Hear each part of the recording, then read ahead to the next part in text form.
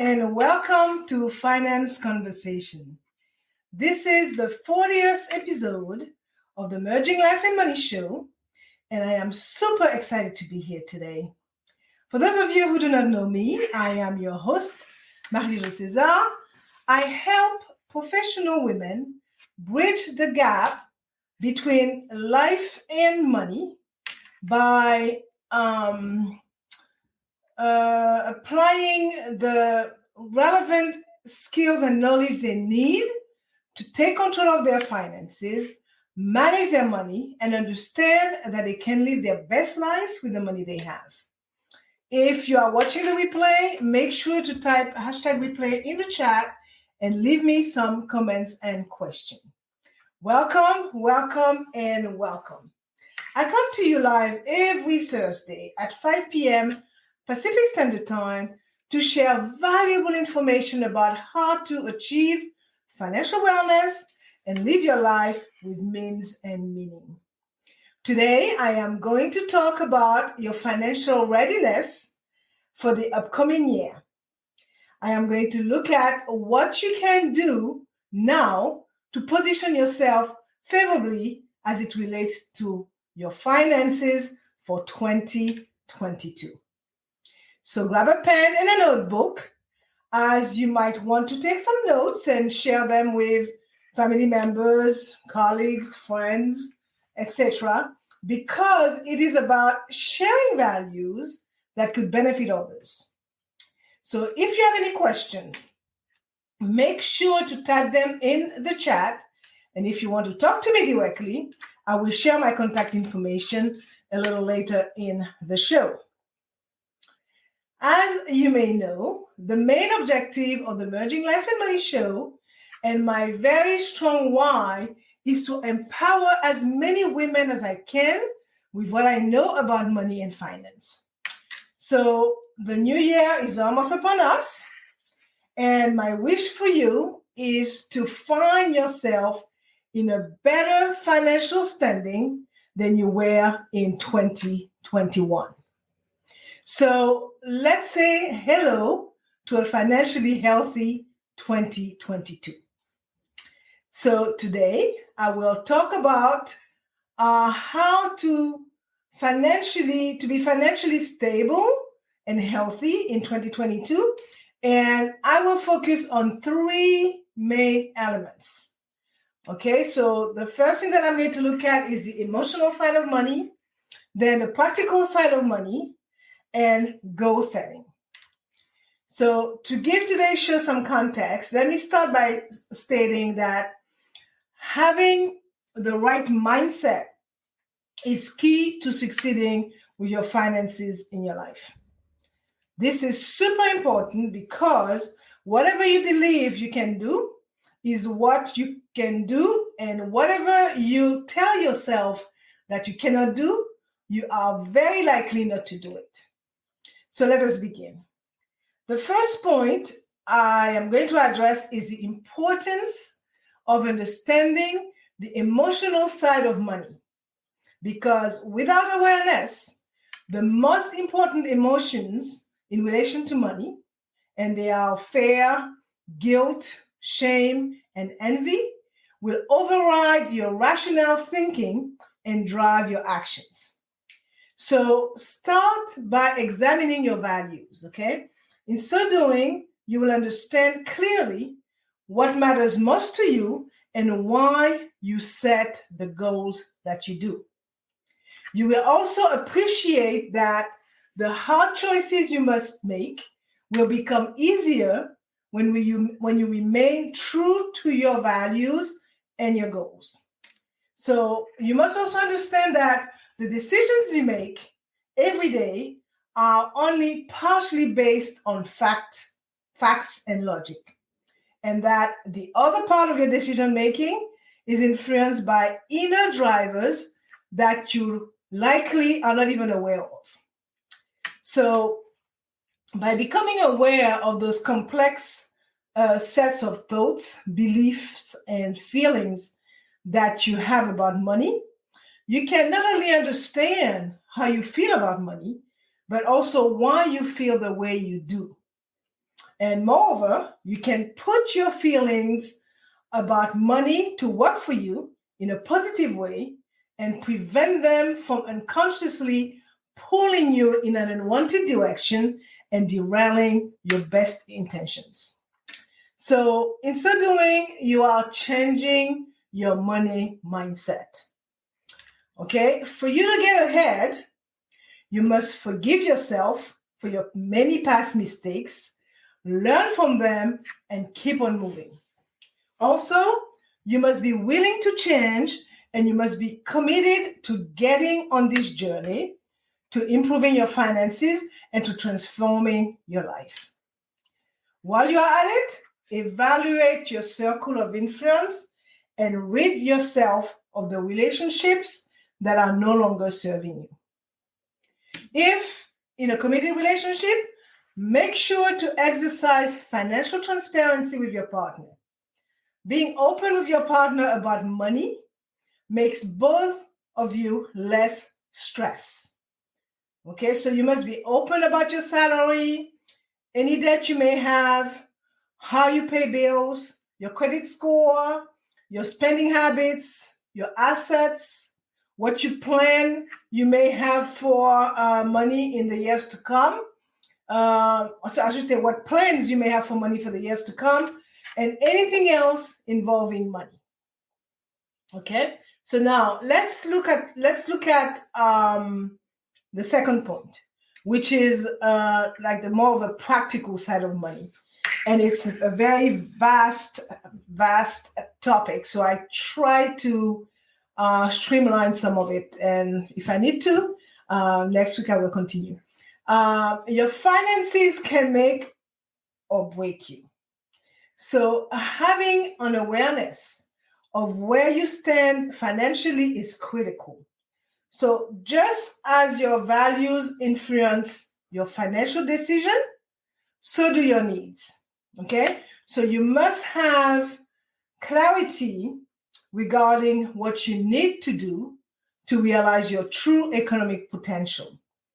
And there are 5 levels of need, by the way.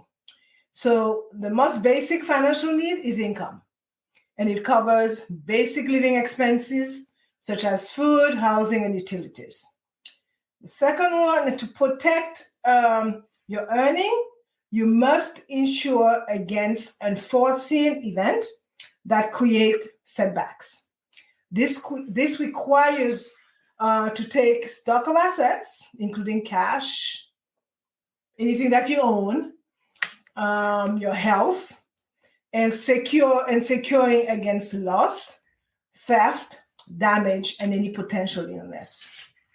3, to acquire assets such as a home, a car, or even education, otherwise unattainable through income alone, you need credit. Okay, so this requires you to have credit histories and credit scores to access and leverage low-cost capital. 4, the next one is savings. Okay, so when you save, you put away resources for specific goals. So the ability to save demonstrates discipline and generate confidence, a sense of achievement, and respect for oneself and others. 5, the apex of your financial needs is when you realize the vitality of your economic potential. This is a stage where you can invest in ventures, for example, that carry risk, as well as the potential for return. It represents a turning point because you have investment to generate income rather than relying solely on earned wages. So through investing, you have the opportunity to attain important life goals, such as achieving financial security for your families, for your retirement, and the dignity as you age. So now let's look at your financial well-being. There are 4 numbers that gives you an overview of your financial well-being. Keep in mind that these numbers will change So check them regularly. So the first one that comes to mind is your net worth. The first step in assessing your financial health is finding out what your net worth is. It indicates your capacity to accomplish major financial goals, such as buying your home, retiring, and withstand unexpected expenses or loss of income, for example. So your net worth is the total value of what you own, your assets, minus what you owe, your liabilities. So nothing more than that, just a snapshot for a point in time. So a growing positive net worth allows you to help you achieve your financial goals and pay for your retirement. 2, your credit score. Your credit score, again, is a snapshot of your ability to manage credit and pay back your debt. So a lower score can make it harder for you to get car and home loans. Simple as that. It might also mean a higher interest rate on money you borrow. So your credit score is a number that is calculating using information in your credit report. Okay, so credit score and credit reports are two different things. Most lenders use credit scores rather than credit reports because the scores reduce extensive detailed information about your financial history to a single number falling in the range from poor to excellent. So knowing how to fix, improve, and protect your credit score is essential for successfully navigating your financial life. 3, your credit report. Okay, your credit report lists your bill payment history, loans, current debts, other financial information. It shows where you work, where you live, and whether you have been sued, arrested, or filed for bankruptcy. It is important to check your credit report to make sure that your personal credit report agency collect and maintain accurate information about you. It also helps to make sure nobody opens a fraudulent account in your name. So if you find errors on your credit report, take the necessary steps to have them corrected. Right? So the 4th number that give an overview of your financial well-being is your short-term emergency savings as well as your long-term investment. So let's look at the short-term first. The ability to absorb a financial shock is a measure of your financial well-being. The average duration for a person to remain unemployed after a job loss is just over 7 months, according to the Bureau of Labor Statistics. And clearly this was before COVID, right? So in addition to having emergency funds for car repairs, medical bills, or home maintenance, you must also have funds in an easily accessible savings account to cover several months of expenses. So if you are your family's primary income provider, you should probably save a bit more than 7 months. And 5, your investment and your long-term saving, right? Long-term savings accounts are designed to hold money that you do not expect to spend in the near future. They are different they are very different from your short-term savings account or your checking account or the money that you use to set aside the account that you use to set aside for bills and upcoming vacation, weddings and other type of expenses. So a long-term savings account allows you to take advantage of compounding interest over time. And the longer you have to save and let interest compound, the more your money can grow. So you can use long-term savings to pay for one-time expenses or to help with managing your day-to-day living cost once you are no longer working. Last but not least, let's look at the third point. And this is a bit longer than the two others that I just talked about, which is setting financial goals. So financial goals are savings, investment, and spending targets you hope to achieve over a set period of time. Also, the stage of life you are in usually determines what type of goals you wish to achieve. So, how to set up financial goals? So, first, develop a budget. Okay, budgeting is a process providing a total view of your income and expenses. A budget allows you to plan how much you will spend or save each month. It also allows you to track your spending habits. It is a way to control your lifestyle with the purpose of preventing debt and increasing savings. So if you want to control your spending and work towards your financial goals, you need a budget. So budgeting is telling you, budgeting is telling your money where to go instead of wondering where it went. Okay? So it may feel like a chore, but you work hard for your money. So you owe it to yourself to make the most of what you are earning.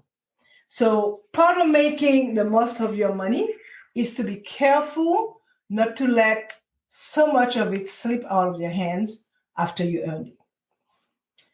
Okay, so you're developing a budget, right? So you have to have a spending plan. So your everyday spending decisions have a greater impact on your long-term financial well-being than all your investment decisions combined. Okay? No one forces you to spend your money on any particular item. Your money does not tell you where it needs to be spent. Your values do. So developing a spending plan is putting your financial goals in writing. Simple as that.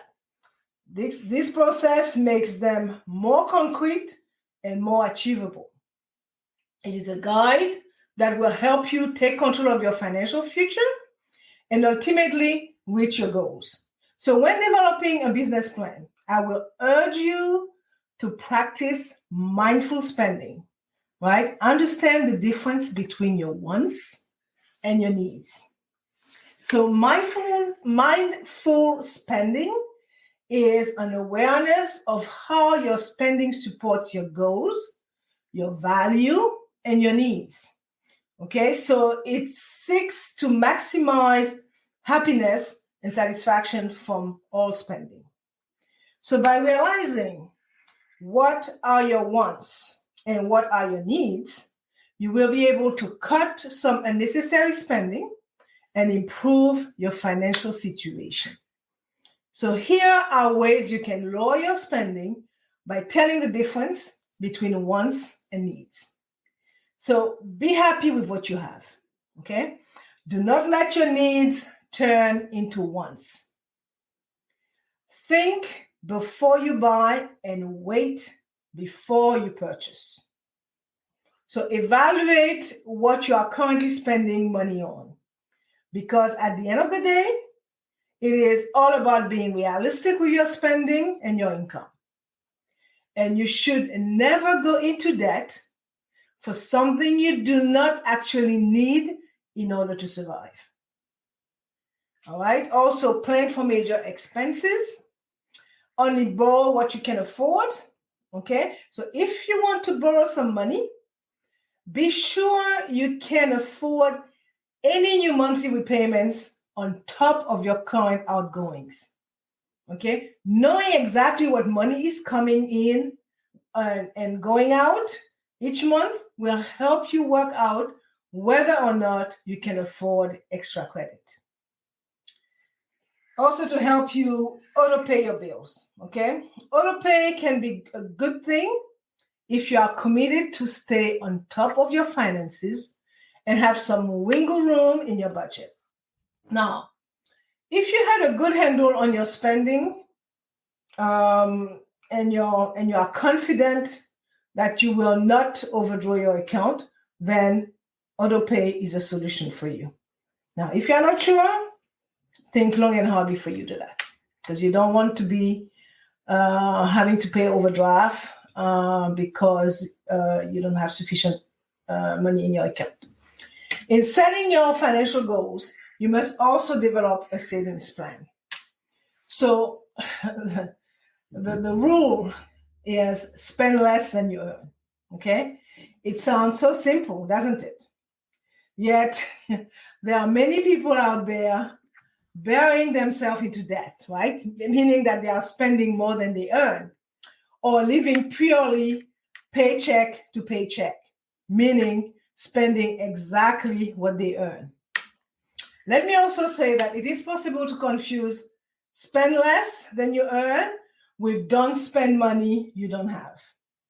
They sound much alike, but there is a big difference between spend less and don't spend more. Okay? So just think for a moment. 77% of US households that admittedly living paycheck to paycheck could claim that they are not spending more than they have. However, they are spending every nickel that they have. Therefore, living in a way that you spend less than you earn is a safe way to live. Spending less than you earn, earning more than you spend, or living below your means is a key to experiencing freedom from debt. So spending less than you earn is not something that happens to you, by the way. It is something you make happen. It is nothing else but a decision that you make. It is the attitude you choose for how you will conduct your life and manage your money, right? The bottom line is that you cannot spend more than you make. If you cannot get the budget to balance, you either cut costs or make more money, okay? Do not use a credit card to cover a shortfall or unnecessary expenses, because debt must be repaid. And you must save something both for emergencies and for the long term.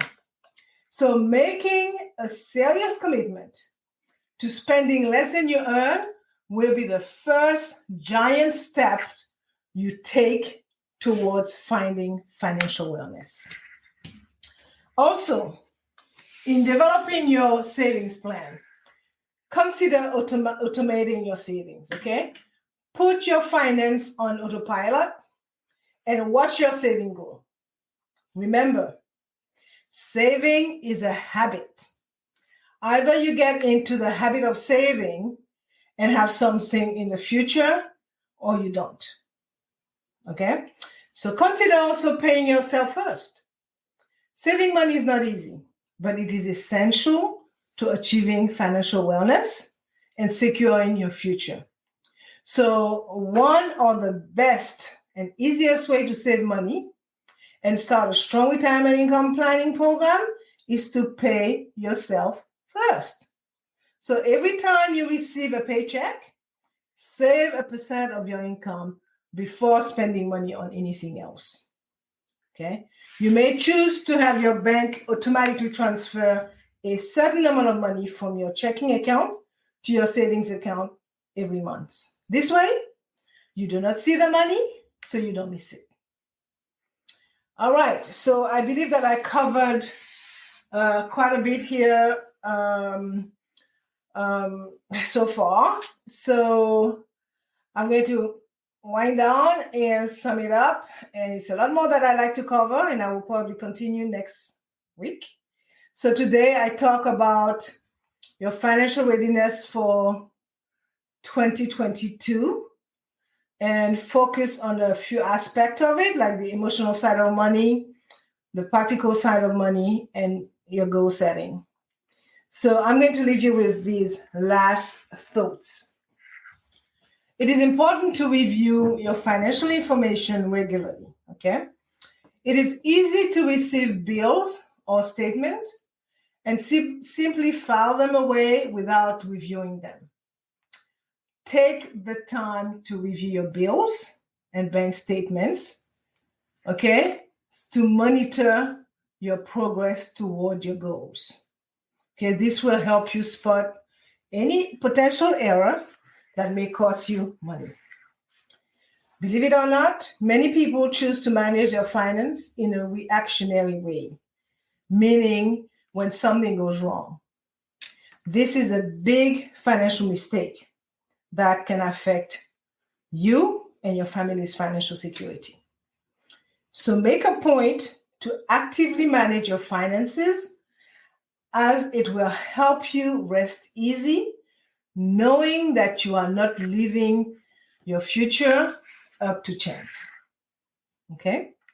So as you know, I like to end the show with a quote, and today's quote is from a gentleman by the name of Will Robinson. Don't know him, but I like what he said. He said, financial fitness is not a pipe dream or a state of mind. It is a reality if you are willing to pursue it and embrace it. Okay, so let me share my contact information before I forget. You can reach me by sending me an email at mj@marijocaesar.com or by sending me a DM via Messenger. So I hope you enjoyed the show today. And for more information about how to achieve financial wellness from the inside out and live a purposeful life with the money you have, join me next week, Thursday at 5 p.m. Pacific time, 6 p.m. Mountain time, 8 p.m. Eastern time, 9 p.m. Atlantic time for my Bermuda peeps, and 10 a.m. Friday, Brisbane, Australia time for my Australian friends. Thank you for being here today on the Merging Life and Money Show. I am your host, Marie-Jo César. I will be back again next week. Until then, continue merging life and money. Bye for now.